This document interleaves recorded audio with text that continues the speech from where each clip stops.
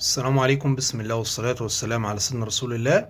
بخصوص الهاند فري، لما بيعلق في التليفونات احيانا بنيجي نجرب الهاند فري ما بيكونش شغال، واحيانا تلاقي جايب لك علامة ان الهاند فري راكب في التليفون وانت شايل الهاند فري اصلا. يعني ان شاء الله هنتكلم في شوية نصايح كده قبل عملية الصيانة او انك تفكر انك تصلح، لان في الغالب دي ما بتكونش مشكلة متعلقة بالجهاز. يعني في مشكلة، ده اما السماعة فيها مشكلة او الجهاز عايز اعادة تحميل او حاجة. ان شاء الله اللي على بركة الله كده تبدأ بيه. لو السماعة علقت معاك، سواء هي جايبه لك علامة الهاند فري فوق او انت مركب والصوت مش واصل هنا، اعمل اعادة تحميل للتليفون. يعني اطفي التليفون وشغله تاني، باذن الله هتتظبط معاك السماعة وهتلاقي الامور اشتغلت تمام. ده بيكون التليفون مهنج ومحتاج يعني اعادة تشغيل. هتعمل الخطوة دي ان شاء الله الامور هتتظبط معاك.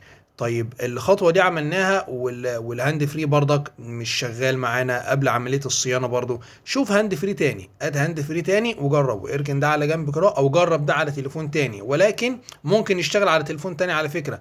انت هات هاند فري تاني، يكون هاند فري مثلا بتاع حد صاحبك، اخوك، قريبك، مش عارف ايه، يعني هات هاند فري وجربه. الامور اشتغلت تمام 100 100، يبقى الهاند فري دون مش شغال على التليفون معاك. طيب جبنا هاند فري تاني والامر مش شغال، حاول تجيب منديل كده، وتبدا تنظف مكان اللي بيبات فيه الهاند فري دون في التليفون بالراحه كده. اول واخد بالك انت ما تحاولش ايه تخلي المنديل ينزل في المكان البيت بتاع الهاند فري عشان خاطر ما يبقاش فيه صعوبه.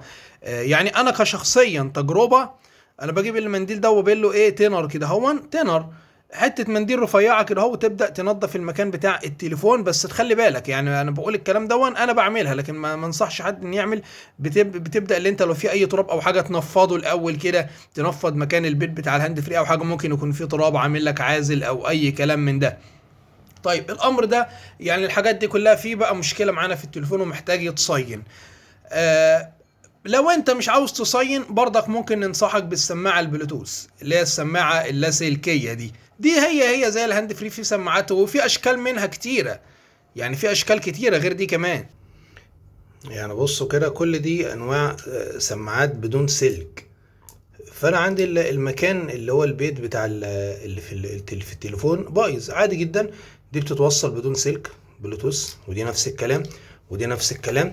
يمكن دي كمان بيركب لها ميموري كارت، لو عايز توصل ميموري كارت او حاجه تشغل عليها قرآن كريم وانت قاعد تسمع او اي حاجه.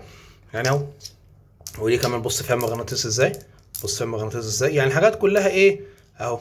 عاوز بقى تصلح عادي، الامر برضك راجع عليك، ولكن يعني في طرق.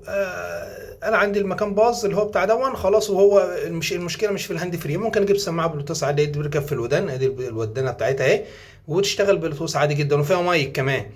يعني بلوتوث ومايك في نفس الوقت، تعمل مكالمات، ودي نفس الكلام بلوتوث ومايك، ودي نفس الكلام. وفي اشكال تانية كتيرة غير ده كمان، في اللي هي بيكون لها بيت كده بتتشحن بيه يعني. آه، بس كده يا رجالة، يعني حبينا نشارككم الفكرة، واللي عنده اي اضافة يسيب لاخواته في التعليقات. يا رب يكون الفيديو سهل ومفيد. متنسوناش في الدعاء، والسلام عليكم ورحمة الله وبركاته.